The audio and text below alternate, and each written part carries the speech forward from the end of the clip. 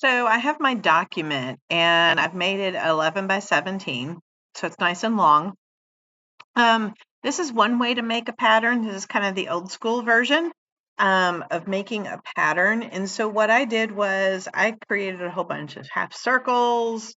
I worked with 3 different colors. I punched some of the shapes out, copied them. But this is very small area. I just kind of put a box around it just so you can kind of see how small it is. This box here is roughly 1.23 inches versus 1.5 inches. When I scale back and see the whole page, look how small this pattern is, because I want it to be small on a tie and it needs to repeat.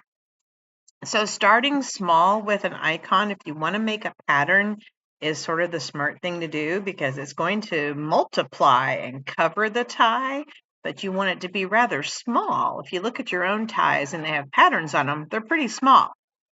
All right, I'm going to get rid of this outer frame.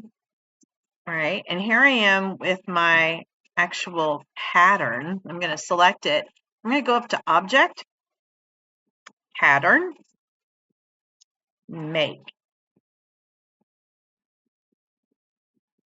Okay, so what it has done is it has automatically made a pattern of this and has saved the pattern as a swatch in my swatch library, which is kind of handy.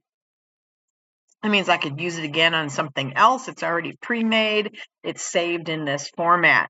So here it is. It's made a generic pattern for me. Over here in the pattern options box, I could title this pattern.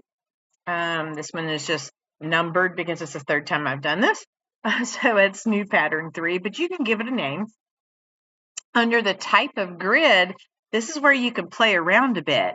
I can do the pull down, and it's just in a general blocked grid right now, but I could do it by rows. I could brick my pattern by columns, which are more lengthwise. That would be handy for like a tie. I actually kind of like this one a lot, as it plays with the vertical pull of your tie. The other thing might be I can mess around with hex columns. You can see how it places the objects in a hex. This does too much overlapping. I'm not a fan of that. This one does hexes by rows. And there are certain things that you might draw or have that worked perfect with this. But this doesn't grab me much. I'm going to go back to the brick by columns. So once you choose what you want, you're going to click Done. Okay.